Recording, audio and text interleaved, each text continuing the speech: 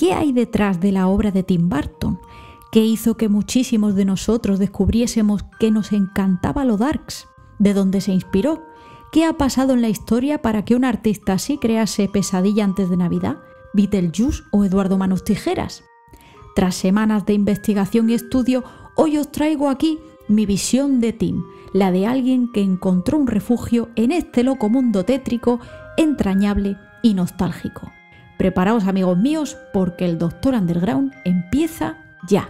Hoy no se va a tratar sobre divulgation, casi que ni vamos a hacer un análisis de por qué es importante este vídeo sobre nuestras vidas. ¿Por qué? ¿Recordáis los inicios del canal? Este canal hubo una época en la que era exclusivamente sobre estética gótica, cultura gótica. Lo que pasa es que luego, pues uno se hace mayor, que llevamos aquí casi ya una década. Gracias a él, en parte, encontré mi identidad y me di cuenta de que lo que me apasionaba realmente era lo oscuro. Eso era lo que resonaba dentro de mi corazoncico. Y vamos a dejar a un lado, por favor, al margen, todo esto de que Tim Burton está en decadencia. A veces, gente que ha llegado al mainstream son quienes nos abren las puertas hacia otras cosas apasionantes de la vida. Así que vamos a abrir nuestra mente, vamos a liberarnos de historias. Lo que nos reúne hoy aquí es el amor por la cultura alternativa, la cultura goth. Y vamos a explicar en qué consiste esto.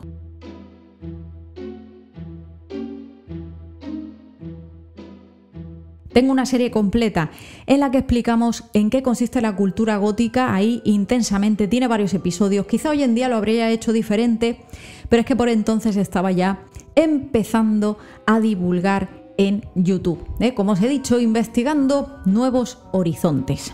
Sin embargo, de verdad fue un estudio absolutamente profundo de la cultura goth, así que si queréis ir un paso más allá, todo eso lo vais a tener en la cajita de information. La cultura goth toma su nombre por el arte y arquitectura góticos, desde finales del siglo XII al XV, en el ocaso de la Edad Media. Pero centrar la cultura gótica en solo esto es demasiado reduccionista, ya que estamos hablando de una cultura, una concepción de la realidad que va mucho más allá, con un trasfondo incluso filosófico. Esto es casi como una cosmovisión. Aviso ya que nos vamos a poner intensos. Esto se explica con que incluso una edificación románica podría ser apreciada por un amante de lo goth, a pesar de que este tipo de arquitectura es mucho más oscura, más angosta, nada que ver con la amplitud de lo gótico. Sin embargo, también podríamos considerarlo goth. ¿Y esto por qué es así? Ser goth tiene algunas cosas en común con la arquitectura gótica, lo cual no quiere decir que todo lo que sea referente a lo gótico tiene que ser goth. Ser goth consiste en varias cuestiones básicas. En primer lugar, que aprecies y no que ames. Esto no quiere decir que tenga que ser la música que te apasione, porque aquí para gustos los colores. Pero tienes que saber apreciar la música post-punk de los años 80, con grupos clave como Siouxsie and the Banshees, The Mission, The Cult, Sisters of Mercy. ¿Recordáis el momento en el que hice un vídeo sobre las estéticas de goth tradicional, con ayuda de mi hermana como modelo? Os voy a poner por aquí algunas imágenes. Me traen unos recuerdos súper bonitos esta época. Abrazar este tipo de cultura desde la filosofía del DIY, del háztelo tú mismo, que es una herencia directa del punk. Tened en cuenta que estamos hablando de post-punk, o sea, lo que viene después del punk. Hablamos de los años 80 y de algunos chavales y chavalas que encontraron refugio en este tipo de movimiento, que se desarrollaba principalmente en clubes como puede ser la Batcave en Londres. Esta es una clave esencial de la cultura goth. ¿Y dónde está la esencia de esos rasgos estéticos como el maquillaje, este así rollo Cleopatra, en Siouxsie Sioux de Siouxsie and the Banshees, y el pelo cardao así voluminoso, el llamado Kush Ball, también por Siouxsie Sioux, por Robert Smith, y muchísimos otros rasgos estéticos que ya os digo, analizamos profundamente en esa guía que tenemos en el canal. Encontrar en lo oscuro, lo lúgubre, lo tenebroso, lo misterioso, lo extraño, un refugio, lo cual no quiere decir que esto tenga que ver con el satanismo, con el ocultismo. No quiere decir que toda persona que practique este tipo de ideología, religión, práctica, No quiere decir que todos ellos pertenezcan a la cultura gótica y viceversa, que hay un montón de concepciones sociales que se tiene acerca de la cultura goth. Pensar que la gente goth, los góticos, las góticas, pensar que todos adoran a Satanás es absolutamente reduccionista y es una falacia. Incluso esto se ha llegado a relacionar por parte de la prensa amarillista con algún tipo de perfil juvenil relacionado con algún crimen. En fin, hay goths de todas las clases, etnias, backgrounds, culturas, religiones. Es un gremio internacional que no tiene límites geográficos, acoge a los outcasts, raros, frikis. En esta cultura eres bienvenido, seas como seas. En una época, como fueron los 70, los 80, donde aún había un racismo y rechazo a lo diferente absolutamente brutal. Aquí un grupo de personas fueron valientes y se expresaron como querían en la cultura underground en Gran Bretaña. Ser goth tampoco implica necesariamente vestir de negro, no hay más que ver a los grupos primigenios que se encuadran dentro de esto del movimiento post-punk. De hecho, muchos de estos grupos, cuando se les etiquetó de grupo goth, pues no les hacía mucha gracia. Y muchos de ellos no vestían necesariamente de negro. Y tampoco es que llevaran, bueno, pues este tipo de outfit así como más victoriano, vampírico, ¿eh? Aquí hay muchísimo cliché escondido.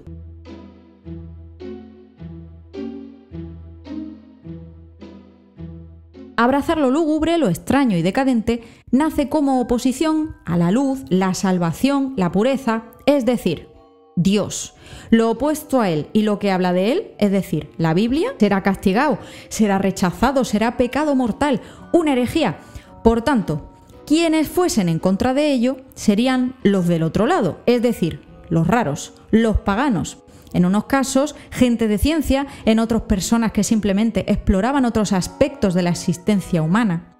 ¿No os habéis fijado alguna vez en que culturas no occidentales ven la muerte de una forma muy distinta a nosotros? No tan decadente, no tan plañidera. Algunos rituales ancestrales celebran o dignifican la vida y te preparan para otra etapa, incluso a nivel estético, ¿no? Pero en Occidente las cosas han ido muy distintas. Abrazar lo oscuro es abrazar lo raro, fantasear e idealizar lo grotesco y dark. En la cultura popular occidental arrastramos supersticiones y fascinación por esto de la otra vida, en nuestra paulatina separación de la Iglesia.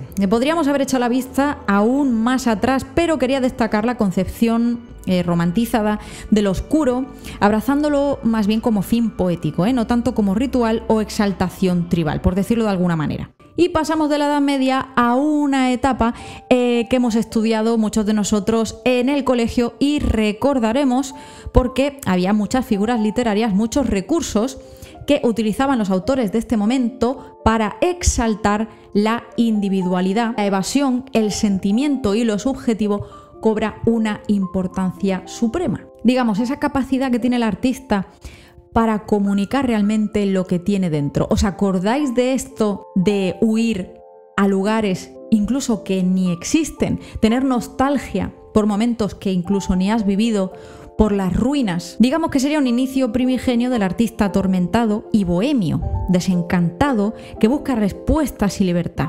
Por eso, figuras como, atentos ahí, Satanás, por ser el ángel caído, Prometeo rebelándose contra su propia naturaleza. Aquí tenemos un precedente de Frankenstein, ya nos vamos haciendo una idea de por qué estamos haciendo esta introducción. Caín o Don Juan, que busca las respuestas en el amor, en fin, y muchísimos otros. Y ahora aterrizamos en la época eduardiana, victoriana, que se relaciona directamente con esto de la cultura gótica. ¿Por qué razón? En esta era, que también hemos hablado de esas modas bizarras victorianas allá en la época, una serie de vídeos que además fueron como todo un boom por YouTube. O sea, un montón de gente se puso a hacer vídeos sobre las costumbres tóxicas e incluso excéntricas que tenían gente que pertenecía a clases acomodadas, utilizaba su tiempo libre, su tiempo de ocio para realizar rituales ocultos, realizar la ouija, llamar a fantasmas, incluso coquetearon con el mundo ocultista, en fin. Desde el punto de vista estético, la reina Victoria abrazó el negro desde el fallecimiento del príncipe Alberto en 1861, se deprimió y recluyó vistiendo de negro durante los 40 años que le quedaban por delante. Pensemos que estos eran los influencers y es la razón por la cual se relaciona tan directamente con esto de la cultura gótica. incluso llegando a esto de la bebida de la absenta, ¿no? Como uno de esos iconos estéticos y simbólicos en la cultura goth.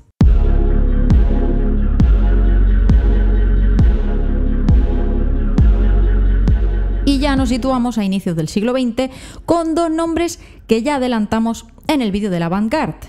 Die Brücke, que significa el puente, y Der Blue Reiter, o como se pronuncie, el jinete azul. En el vídeo de por qué los artistas vivimos atormentados, que por cierto os ha encantado, hablábamos de cómo el ambiente y la situación dolorosa que vive un artista repercute de forma positiva, en muchos casos, en su obra. Es decir, donde hay dolor hay inspiración. Incluso más para aquellos que están adelantados a su tiempo, preguntándose, experimentando y rompiendo con los convencionalismos. ¿Por qué son importantes estas agrupaciones y por qué son vanguardia? Pues porque se alejan de imitar la realidad, la deforman y abstraen, expresando emociones y una visión subjetiva del artista. Bueno, al margen de estos hay muchos otros, pero destacamos al archiconocido Edvard Munch, que aquí siempre ponemos, pues, por ejemplo, mainstream, ¿no?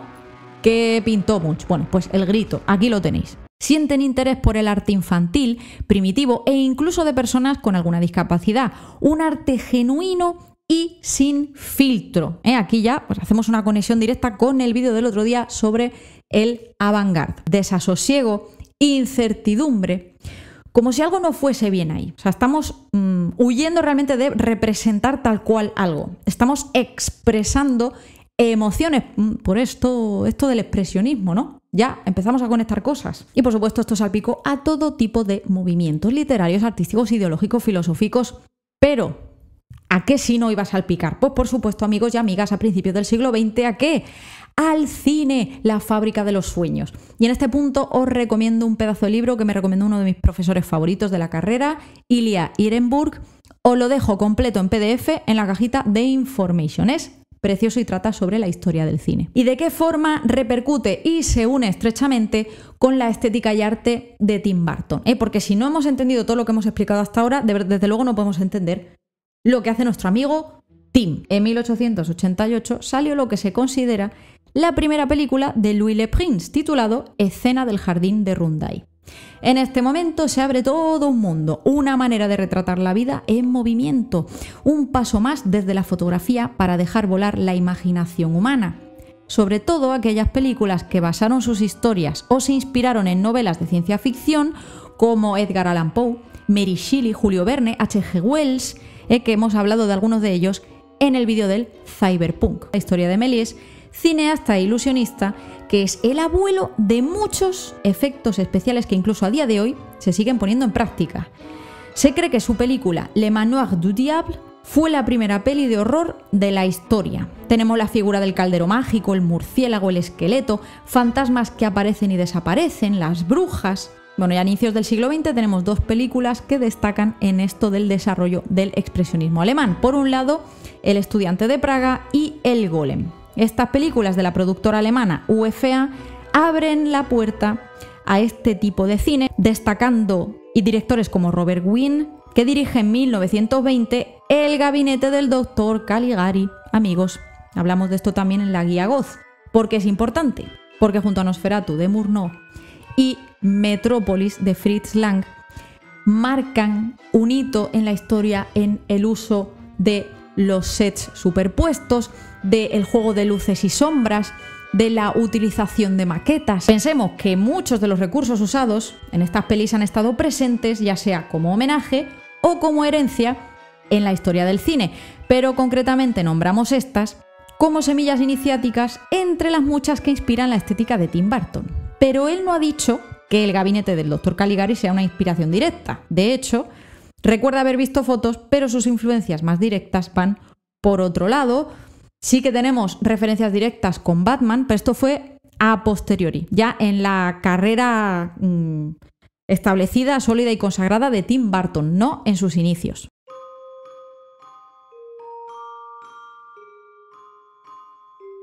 Lo curioso es que muchos de estos directores alemanes emigraron a Hollywood, dejando un pozo que luego influenciaría a la factoría Universal y sus monstruos clásicos, como por ejemplo Frankenstein, Drácula. Estos sí que marcaron la vida de Tim Burton desde su tierna juventud. Ahora vamos a explicarlo profundamente. Tanto es así, antes que hablábamos del mito de Prometeo, de Frankenstein, desafiando las leyes divinas. Ya no es Dios el que crea al hombre, sino que es el propio hombre el que crea a una criatura y le da vida. Este mito ha inspirado la carrera de Tim en películas como Frankie Winnie, El planeta de los simios, Big Fish, Charlie y la fábrica de chocolate, de forma directa o indirecta. Y en general, a muchísimos de sus personajes, muchos de ellos cosidos a jirones y construidos a base de trozos de aquí y de allá. Incluso podemos interpretar esto metafóricamente, rotos por dentro y cosidos de aquella manera por fuera. Tim dirigió Vincent a inicios de los 80, donde usa la técnica de stop motion basándose en un poema escrito por él, un homenaje personal al actor Vincent Price, que también narra este corto. Y en este mismo vemos muchos rasgos que nos revelan el estilo de Tim, que usaría el resto de su vida. De hecho, se estrena Beetlejuice ya se ha estrenado, no he ido a verla todavía. Quien la haya visto, que nos lo diga en comentarios, que nos diga si merece la pena. Vincent Malloy es el alter ego de Tim, un niño al que su madre no hace caso, que vive encerrado en sí mismo por su increíble imaginación, donde su mejor amigo es su perrito, con el que experimenta. El personaje outcast, raro, extraño, apartado del mundo por sus rarezas y por sentir atracción por lo oscuro, por encontrar refugio en lo que los demás temen. Este arquetipo aparece en todas y cada una de sus películas, además de otros personajes secundarios de diversas condiciones e incluso discapacidades. Todos ellos tienen un lugar especial en sus películas, como Vincent Malloy. Todos ellos tienen algo en común: ir en contra de su momento, de su época, de su situación. En cuanto a su sentimiento por las cosas extrañas, Tim dijo: siempre he amado a los monstruos y sus películas. Nunca me dieron miedo, simplemente les amo desde que alcanza mi memoria. Todo niño responde ante alguna imagen de algún cuento de hadas y yo sentía que la mayoría de monstruos eran incomprendidos. Casi siempre eran almas más sensibles que las de los humanos que les rodeaban. Hablemos del stop motion, porque es una técnica que aporta vida a lo que aparentemente es inerte. Todos esos seres a los que el propio Tim da vida. O sea, tenemos que decir que Pesadilla antes de Navidad no la dirigió Tim Burton. Fue Henry Selick, que dirigió películas maravillosas como Coraline, que por cierto hace poco han puesto de nuevo en los cines. Me ha traído unos recuerdos preciosos. Bueno, pues, ¿por qué hizo esto? Pues realmente para quitarse lo tedioso del proceso del stop motion, porque no os podéis imaginar el trabajo que requiere realizar una película con marionetas reales a las cuales hay que mover milímetro a milímetro, ir haciendo fotos y luego unirlo para crear esa animación. Imaginaos, tiene origen a inicios del siglo XX. Se supone que fue con el circo de Humpty Dumpty. Vincent está realizado con esta técnica, aunque Tim ya lo había hecho en los años 70 con dinosaurios y figuras de cavernícolas de juguete que estáis viendo ahora en imágenes. El stop motion aporta algo real a esos muñecos sin vida y hace que sean como pequeños Frankensteins que se mueven de forma ortopédica y adquieren un halo grotesco y entrañable al mismo tiempo. Esto también da un valor a lo artesano, con una estética única y propia, algo que con el 2D no se puede lograr. Imaginaos cada gironcito, puntada de la pequeña ropita que llevan todas esas marionetas, todas estas criaturas creadas a mano. Aunque realmente en el 2D esa animación esté realizada por un ser humano, una serie de dibujos, sabemos que estas marionetas están al 100% realizadas de forma artesana con manicas humanas. Esto es precioso en realidad, es muy poético. Por otro lado, tenemos que hablar de Vincent Price como epítome, como guía en toda la carrera de Tim. Para él, Vincent Price era todo un ídolo, todo un icono, toda una figura a seguir. Tim Burton tiene a Edgar Allan Poe y Vincent Price como influencias absolutas. Ya hemos destacado el papel determinante de Poe en numerosos vídeos, no solo para Tim, sino para la cultura goth y sobre todo lo darks. ¿Pero por qué Tim le quiere tanto? Pues porque Vincent era un tío apañado que hacía de todo, carismático, que se adaptaba a todo tipo de comerciales, ya podía salir con la rana Gustavo anunciando cereales o presentando un programa de radio o televisión.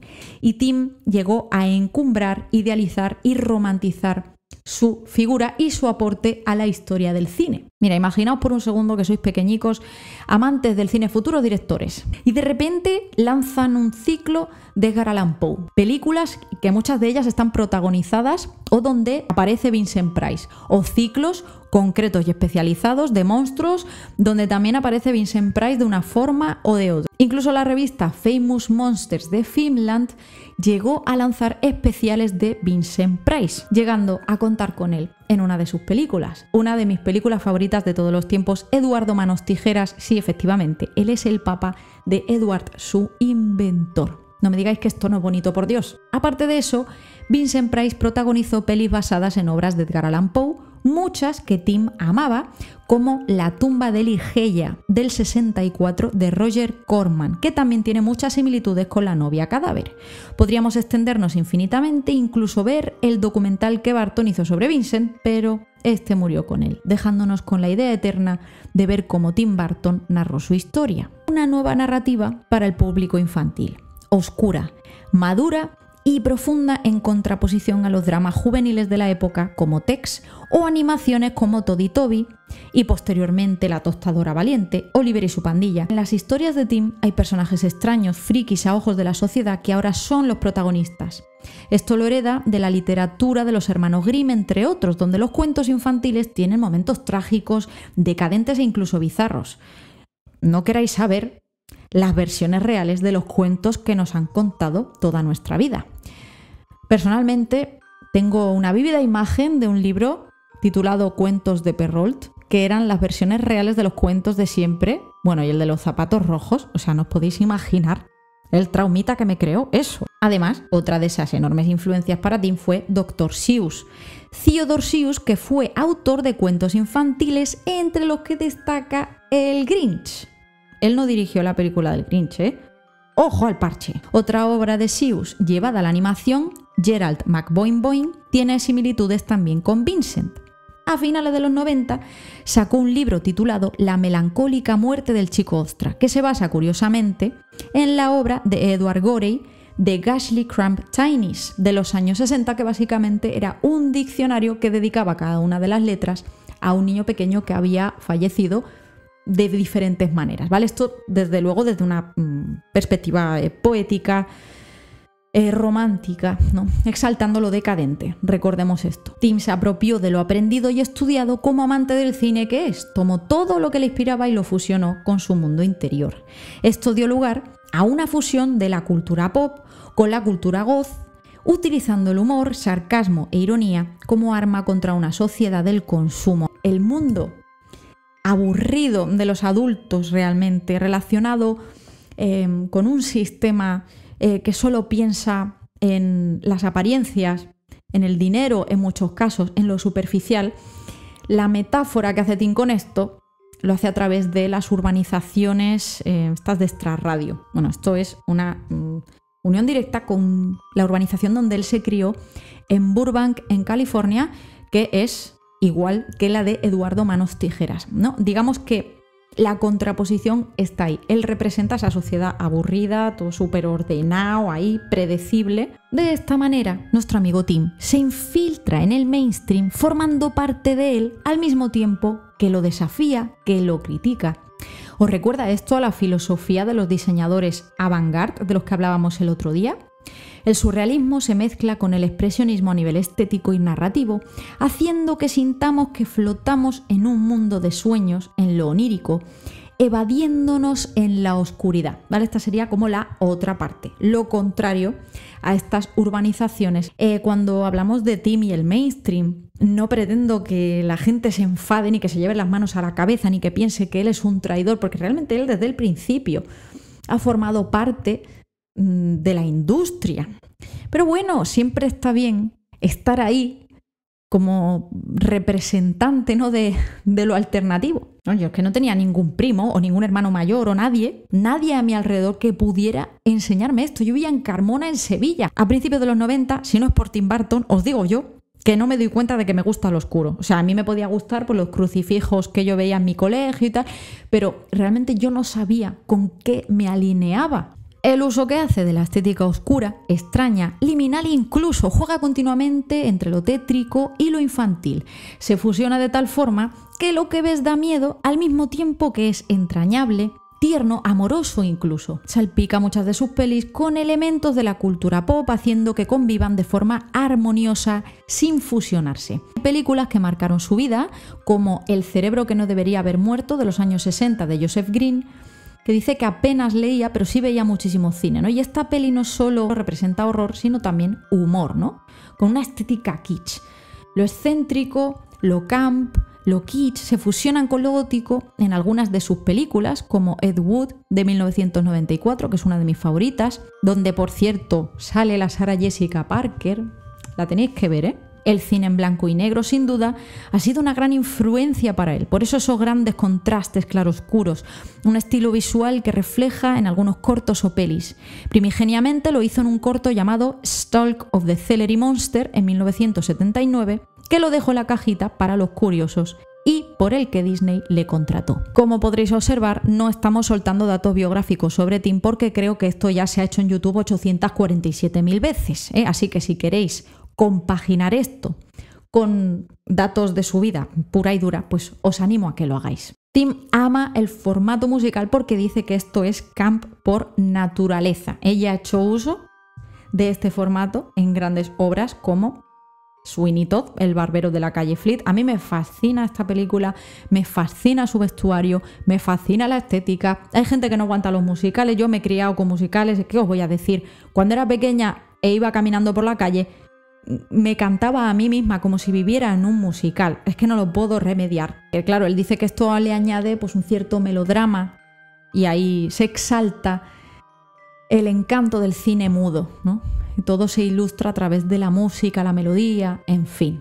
¡Qué bonito! Más rasgos estéticos curiosos. Bueno, pues en Vincent vemos todo un libro de estilo, ¿eh? Ya os estaréis dando cuenta, donde la forma antropomorfa de los personajes muestra miembros extremadamente pequeños, cabezas enormes, ojos hundidos casi cadavéricos, cabellos alborotados como el Kush Ball de Siouxsie Sioux o Robert Smith. Incluso el propio Tim ha llevado este pelo. Elementos decorativos e inventos que guardan similitudes estéticas pues con films como Beetlejuice, con los gusanos de tierra, por ejemplo, o la cabeza del laboratorio del Dr. Finkelstein de Pesadilla antes de Navidad. Figuras femeninas como Venus con los pechos enormes, torso exageradamente grande y piernas muy chiquititas, el cementerio de lápidas. Tengo que guardar un lugar destacado para los efectos especiales también, que hace que, bueno, que sus películas tengan este rasgo distintivo. Es realmente cine de autor. Es que todo esto unido define su estilo personal. Sombras chinescas, stop motion del que ya hemos hablado, marionetas, animatrónica, miniaturas y maquetas creando profundidad, maquillaje. Bueno, es increíble que Tim y Danny Elfman se encontraran en algún punto de su vida. O sea, ¿no os fascinan estas cosas? Iluminación y contraste con colores, dependiendo de la película, pues con una paleta determinada, que esto marca mucho el estilo también de cada una de sus películas. Innovación en postproducción, en pelis como Mars Attacks, en fin. Nombres como Stan Wilson destacan en cuanto al vestuario y diseño de personajes, porque fue el artífice de las manos de Eduardo Manos Tijeras. Bueno, no solo es Tim, sino todo un equipo de artistas detrás. Colin Atwood, que también empezó con él en esta película, ha trabajado con él hasta el día de hoy, incluso en miércoles. O sea, yo diría que estas de las cosas que más me han impactado a lo largo de mi vida, pues el vestuario de todas las películas de Tim Burton y el diseño de sus personajes, así como Eiko Ishioka. También ha trabajado en peliculones como El silencio de los corderos, Gattaca, que es una película que amo, Memorias de una geisha. Lo mejor es que, amigos y amigas, ha diseñado también vestuario para My Chemical Romance. O sea, ¿cómo os quedáis? En cuanto a la dirección artística, destacamos el diseño de los ambientes, que son absolutamente teatrales. En la mayoría de los casos pues no pretenden ser realistas. Y en los guiones pues hay especificaciones concretas de cómo van decorados los sets, hasta el más ínfimo detalle, porque todo, amigos míos, cuenta. una historia. Hace muy poco que Tim ha recibido por fin su estrella en Hollywood, en plena semana de estreno de su última peli, Beetlejuice, Beetlejuice. Y Winona Ryder, de las mujeres que más ha inspirado mi vida y este canal, recordad cuando hacíamos vídeos deluxe de los 90, de Winona. Como cierre de este vídeo, que no es el único, pero es el que ha salido de mi corazón sobre Tim Burton, quiero hacerlo con las palabras de la propia Winona en el discurso que le dedicó. Tim tiene una forma hermosa y única de entender las emociones del corazón humano. Sabe lo que duele ser incomprendido, sentirse extraño e inusual. Él no solo los entiende, los celebra. Ya sean bichos raros marginados, aterradores o hilarantes, les aporta profundidad, humor y siempre una cierta galantería. Les da dignidad. Sus héroes son los mismos marginados que él ama. ¿Qué tenéis que decir al respecto? Espero Biblias extensas, de verdad, ¿eh? Quiero que me hartéis, que diga yo, por favor, dejad ya de comentar. Dejadme un like si os ha molado este vídeo. Si tenéis propuestas para otras entregas de este estilo de gente que os haya marcado, decídmelo en comentarios. Nos vemos muy pronto en la próxima entrega.